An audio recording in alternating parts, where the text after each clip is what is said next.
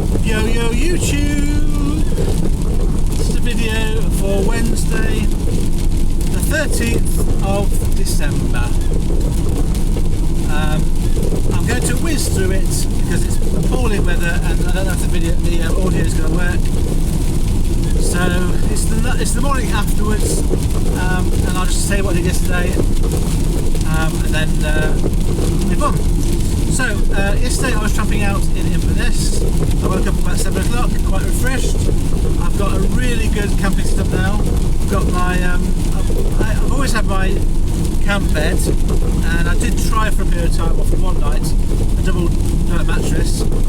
I am going to try and look into a foam mattress as an option now, because the blow mattress didn't work, but I haven't got around to doing that yet. But as in the interim, I've got a double duvet which I put on my camp bed and put over my sleeping bag, and it makes me very cosy at night, so that's working really well. I had a good night's sleep. I woke up at 7 o'clock looking for jobs, and I chose to not put pressure on myself to try and get a job straight away back home. I gave myself the option that I wouldn't tramp out again a second night if that's the way it turned out. And there were a trickle of jobs coming out of Inverness I bid on. There's a job coming out of I have got a laptop here, or like a tablet here. No, it's a Chromebook, isn't it? I've got a Chromebook here, and I had that obviously, and I was looking at jobs up to 50 miles away, 50 miles away. And there was a few jobs that came up. There's a couple of jobs from Inverness, one from Inverurie, and a few from Aberdeen area. I was really a bit far from Aberdeen, so I didn't want to do any dead miles across there. So I was focusing on Inverness really, making sure I didn't miss out on jobs that was that bit further away. There were 3 jobs that I bid on, and I can't remember the third one, but the first one was one from Inverness to Falkirk. The second one was from Inverurie to somewhere like I want to say Dudley, but it might be that for the morning. Would have been a really good job. But that was it did pick up within an hour of where I was, and I was 2 hours away. So I did put a note on, so I was 2 hours away. I didn't get it. I put a good price on. I think it was 50p a mile. I think I put that one. Can't remember. Anyway, I didn't get it, and the third one I didn't get either, which was the longest one going from Inverness, somewhere like northwest, I think. But by 10 o'clock I'd not got anything, but what I was doing in the meantime, I'd got myself to Morrison's quite early after waking up, so about 7, and I was sort of looking for jobs. I got myself some food, went to the toilet, I had a little wash in the back of the van, got changed in some fresh clothes, and then I was doing my van checks, and oh yes, I forgot to mention something. I have, for some reason, I've lost my little oven that I use to heat up food. It's not in my van, it's not at home. God knows where it is. And so I used to use that heating up water in the morning for my porridge. So yesterday I used for the first time a gas stove. I have got myself a gas stove and a little kettle to put on top. I put that in the back of my van, set it up, and I thought it might be quite quick to heat up the water. I looked at it for a bit and it was taking a while, so I left it while I was doing my van checks. And I was doing I did my filled up my screen wash, checked my my engine coolant. I didn't actually check my oil this time. Forgot that. I checked my tyres, they're all looking good. I checked my treads, they're all very good. The lowest tread was 5mm, the most was 9. Checked the tyre pressure. For some reason my passenger side front tyre was low, passenger tyre, my driver's side tyre at the front was high, so I was sort of using my compressor to equalise, to get the tyres correct. And I could smell a little bit of burning rubber as I did that, and I thought, well, it can't be me because I'm not moving. And I looked at the tyres, there was nothing happening to them. I looked around me, there was a few cars around me, and I thought, oh, maybe that car over there had its engine on, was causing the burning sensation, burning rubber smell. So I ignored it and carried on. And I thought, I hope it's not my tyres, but it can't be because I'm not moving. Anyway, so I did the checks, everything was fine, filled up everything I could fill up. And then I went to get my kettle, and it was boiling a little, it wasn't boiling a lot, boiling enough. So I turned it off, took the kettle off, and there were still some flames. So I took the cooker off and realised that it set lights to the boards. So those of you who enjoy it when I mess up, you can what's the word I'm thinking of?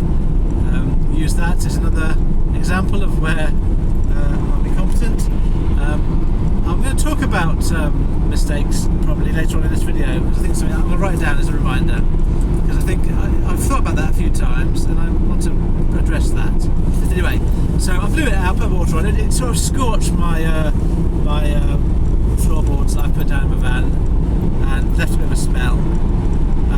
But I got great porridge out of it, which is really good. Now I can't put my stove in my van. I had visions when I bought the stove of having it heating the back of my van when it was really wet and cold and having a hot drink and I was tramping out, but that isn't going to happen now. So left that to cool, had my porridge, looked for jobs.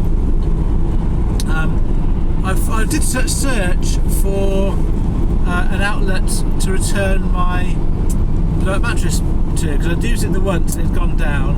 And I'd rung customer services and they said I could return it to one of their branches, and I was going to do it in a local branch, but I had it with me in a van and I happened to look around and there was one in Inverness.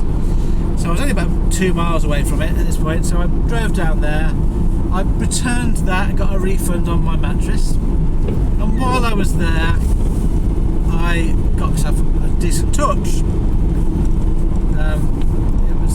I've gone through a lot of torches in my time. I never found one that was particularly robust or good, but this one looked like it was going to be a good option. So I got my torch and I got a refund. Went next door to Halfords, got some AdBlue, and then obviously I'd already got fuel from Morrison's, so I was all set to go now. So it was now about 10:30, 11:15. And so I was looking for jobs, and this is when the job came up from Inverness to Falkirk, and I put a bid on it. It was 154 miles for a long wheelbase job, and it was an IV2 postcode and I was an IV1 at the time. I was about 15 minutes away from the postcode. So I put a bid on of £150, 150, and after about 5 minutes I got a call and they said to me, how far away are you from the pickup? And I said, if you give me the full postcode, I'll tell you exactly how far away I am. They gave me the full postcode, 6 digits, and I was 8 minutes away, according to Google Maps. So I said, give it 10 minutes and I can be there. And they said, oh, that's good. And the tone of the voice was, oh, you seem to be closer than we thought you'd be. So they said, I'll go to the customer and get back to you. So I felt pretty hopeful at this point that I'd get that job. So I was sitting there, and there wasn't anything else coming out of Inverness, so I just don't like sitting around doing nothing. I've done all the things I could do, so I thought I'd just make my way towards the postcode and sort of save a bit of time in case I get the job. I thought there's a good chance I'd get the job, and I am someone who, I think, it's an example of my optimism. If I'm thinking I'm going to get a job, I'll rather drive towards it on the chance I'm going to get it before it's confirmed than wait where I am doing nothing and then get the job and then go to it, where I could have saved time by going there. Obviously the danger is the job doesn't come through. I was only 8 minutes away, 4 miles away, so I thought if it doesn't come through, I'm only 4 miles away. There's something to do anyway. So I know it doesn't suit everyone, but it's something I would do. I would prefer, rather than sitting there and doing nothing, waiting for a call back, to just make my way to the pickup point. So I made my way to the postcode, and I'm used to a postcode with 6 digits being one road. But obviously now, being in Scotland, it wasn't the same. I got there and it was a lane, and there was no way that where I was going to was the pickup point, because I knew it was a commercial address I was going to. So I had to find a lay-by, stay there. I looked at the back of the postcode, and it was an area, even with 6 digits, it was an area rather than a single road. So I waited for about 5 more minutes, I got called back from the shipper and they gave me the job. Said, I'll just put it through to you, and then I asked them the name of the company, and then I put the phone down. And so I drove down the road, and it was the next junction this company was, and I drove on site, and I was there within 2 minutes of being given the job formally, and I was there before I got through on CX. So I had to wait around for a couple of minutes before it came through, and then I could get myself loaded up. So, £150 for a long wheelbase job going from Inverness to Falkirk. I arrived on site at 11 o'clock and I was off. It was a big site, it took a bit of time to find the right stores, and I was off site by 25 past 11 with 2 heavy pallets on board. Strapped them down and took a photo, and I was away.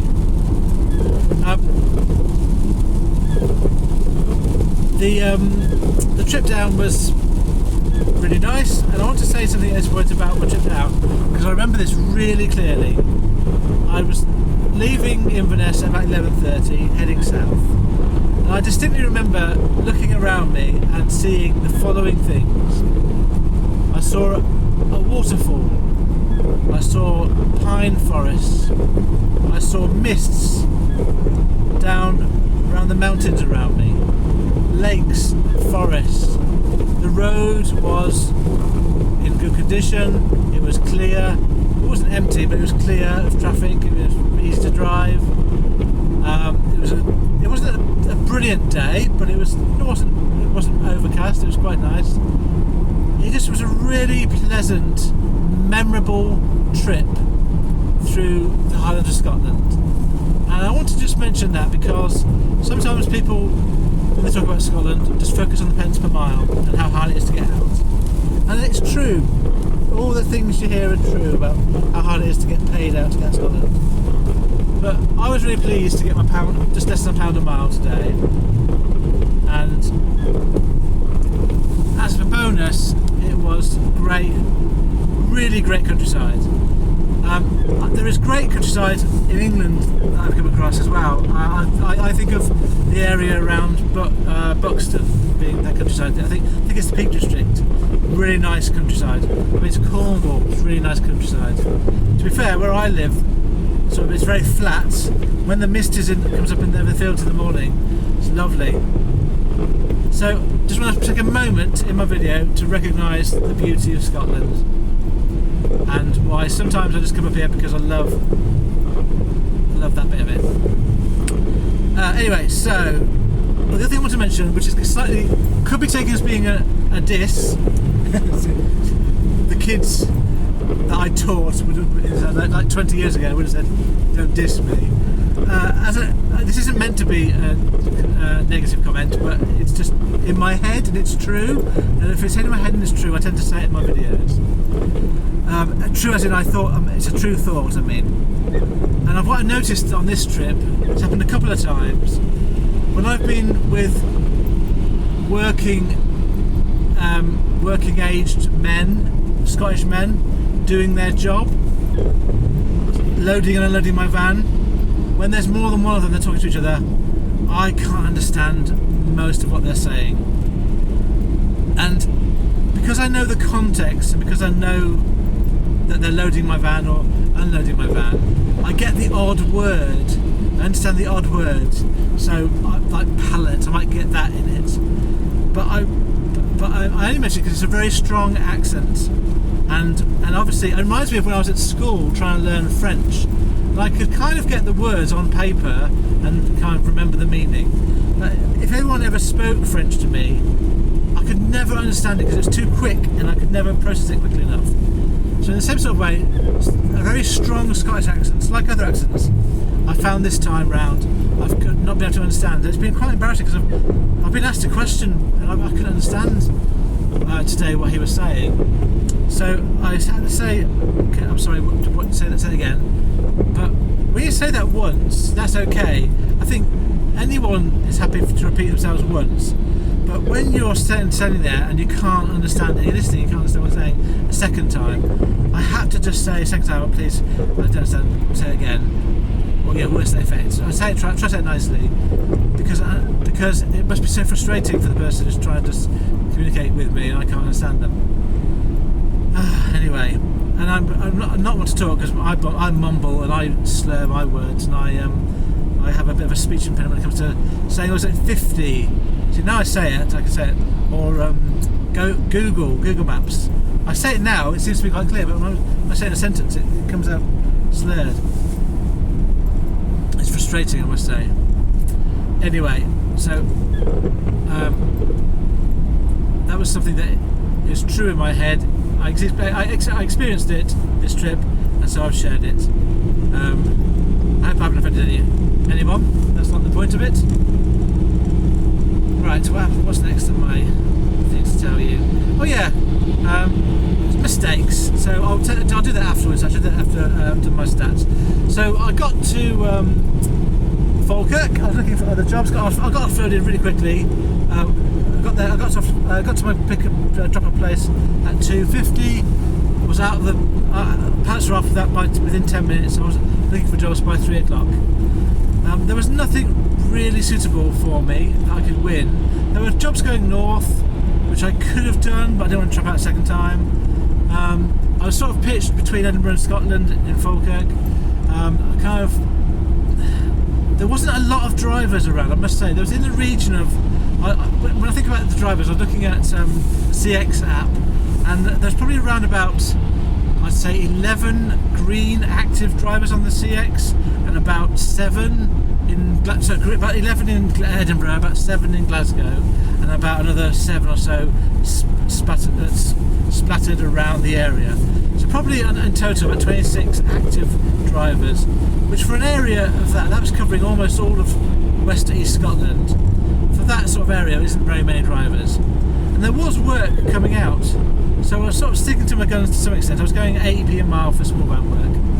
Now I know in hindsight that wasn't going to get me work, and so I was prepared to tramp out. And so by about 5, when I hadn't got anything, I thought I'd just tramp out again. So I found somewhere locally. It was about 2 miles from where I dropped off. I went to a supermarket, got some food. I went to Tesco's this time, got some food. I got my partner a gift. I got her 2 gifts as I was in there.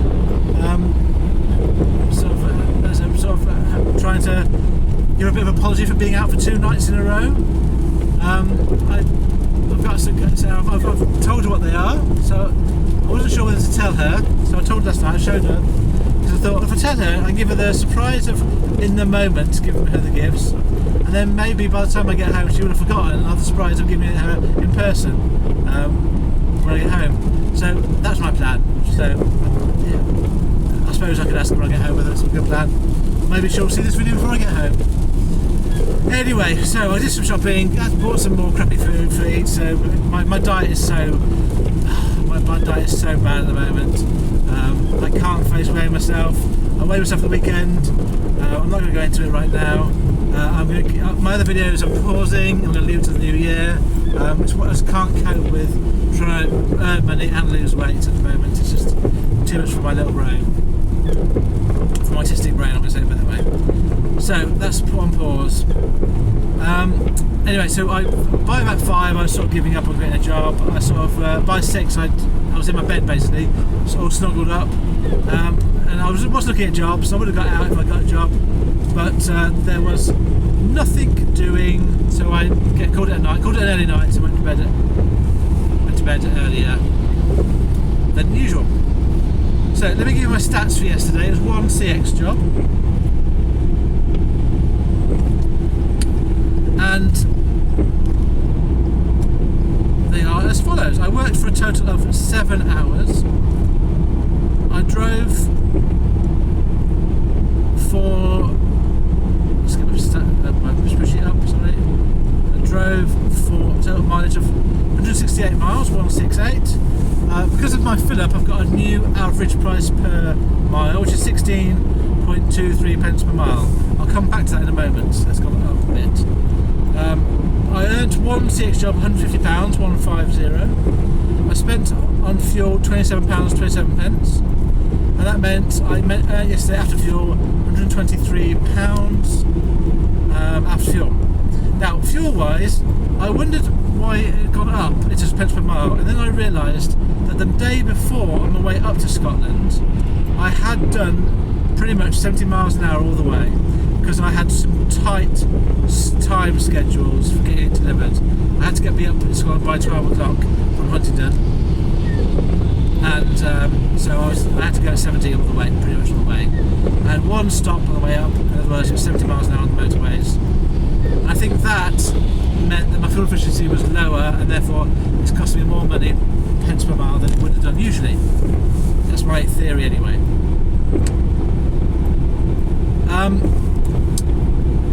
Yeah, so that's my stats. So I want to just finish off the video with a bit of a talk about mistakes. And I've said this I think in previous videos, but there's been so many videos now that people might be coming on board at a different point and maybe haven't seen them all. So I'm getting to the point now where I need to perhaps repeat some of the things I've said before.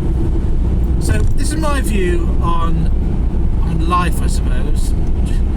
I think that life is short, and you need to. I think the meaning of life is just make the most of the short time you have with the talents and the opportunities you have. We're not all going to be able to achieve everything we want, desire, or want to, but let's just do the best you can every single day. Make the most of what you've got, the situation you're in, every single day. And part of that philosophy, in my mind, is keep learning. Don't just stop learning. I think keep within your abilities and your sort of motivation. Keep learning new things. And I was struck by something I heard once, whereby something like this. What's this effect? And this is what I live by.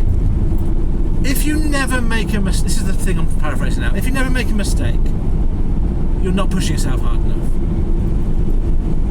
And I think that makes a lot of sense. And I'm someone that likes to learn by doing. I am quite intellectual, but I've got a really bad memory. So I can learn from reading and watching. But I've learned that I don't remember stuff. It doesn't get embedded in my head until I'm experiencing it in real life. And I think a lot of people who aren't academically sort of inclined do learn by doing. And I learn by making mistakes and then learning that was a mistake and why in that context. And I am quite happy with making mistakes. I think we should as a society embrace making mistakes. We have a kind of culture which idealises success, but no one who's successful, be that in business or sport or any avenue, does that without making any mistakes. You have to make mistakes to be successful. They're not mutually exclusive. Now, I'm not someone that aspires to be excellent in anything. I just want to bumble along and do the best I can with the talents and the personality and the character I have and the opportunities I'm given. And my YouTube videos are a way in which I can express myself openly and honestly without any kind of filter. And so, first of all, because I want to be open and honest, I'll tell you when I make a mistake. I'm not going to try and hide it or pretend it wasn't me or pretend it was someone else's fault. I'm going to just own up to it and say it was a mistake. Some mistakes are big, some mistakes are small. And secondly, if you're someone that is watching these videos and you haven't ever done this job before, there might be some people that actually do learn a little bit from the mistakes that I make. And I'm not presuming that is a big part of what's happening, but it might be a small part of what some people get from the videos. Is just seeing, I might have done that, and I as in person watching the video, and therefore I won't do that because that's happened. That was the outcome. Now, I don't think that's going to be a lot of people. I think most people learn by doing it themselves. But I've made a decision. I'm not going to try and hide those things that are mistakes. So it's just not who I want to be. It's not the sort of person I want to be. Now, the problem with doing that in a YouTube sort of context is that you end up with an audience of people who don't always share your values, and they want to be be negative, or they want to be critical for whatever reason, for their own reasons. It might not be about me as a person, it might be about me as a YouTuber, it might be me as a same-day courier, it might be me as a man, it might be me as a, I don't know, who sounds posh or something. It might be me who's new to same-day couriering. We're quite a tribal, we're a very tribal species. We tend to be drawn towards people that are similar to ourselves. And for some people, I think that means that if they don't relate to you, they want to be against you. So that's the danger, isn't it? I've got an audience of however many subscribers now. It's going to be over, I think it's over 200 now. I haven't looked for a while. 200 people there that watch these videos that aren't going to share completely my outlook on the world. And so when I make a mistake, I'm not doing it in some sort of naive, bumbling around Mr. Bean way. I'm doing it like, this is what happens, this is real life. Don't be afraid of making, my view is, don't be afraid of making mistakes. Don't be shamed into trying to hide from them. Own up to them, learn from them, share them. If we all shared our mistakes more often, there wouldn't be anywhere near as much negativity towards them, I don't think. So that's my view on making mistakes. I think we all make mistakes every day. We just choose to ignore them, or we don't advertise them. We certainly don't publish them on YouTube. And I would celebrate anybody that is open and honest and truthful and isn't trying to present something that isn't really them. Whether I like it or not, I suppose that's beside the point. I think that's what I value in the way I see the world, is honesty, integrity, trustworthiness, and I think that that's my way of displaying it. Yeah, so I'll leave it there. I think I probably haven't expressed it particularly clearly, but that's the problem with my brain. I have these things in my head that I want to get out, and I can't necessarily communicate it necessarily very easily. But if you get it, you get it. If you don't, you don't. So, thank you for watching my video. I hope that if you're one of those brilliant shippers and brilliant drivers out there that are honest, hardworking, fair, polite, professional, and there are a lot of them out there. I've come across a lot of them in my time, and I appreciate every one of them. I hope that you are successful, however you choose to define that word success. Thank you.